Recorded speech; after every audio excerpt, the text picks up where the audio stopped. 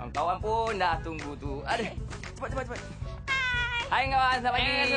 Salam satu Malaysia. Bertemu lagi kita dalam Kids Kids on 2. Kalau minggu lepas kita dah mandi air puas kan. Main air puas. Minggu ni kita ada istimewa sikit aktiviti kita. Betul tu, kita akan jumpa haiwan-haiwan yang besar.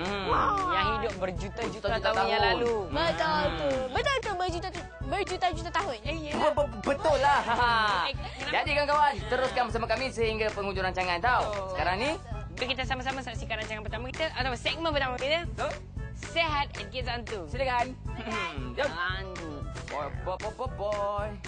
Dapatkan minda cerdas dan badan cergas dengan Sehat at Kids on 2. Buah pisang berfungsi sebagai sumber tenaga segera, mampu memperbaiki mood, mengurangkan tekanan dan kemurungan, melegakan sembelit, menguatkan tulang, melindungi kesihatan buah pinggang, melegakan pedih ulu hati. Mari kawan-kawan, kita makan buah pisang.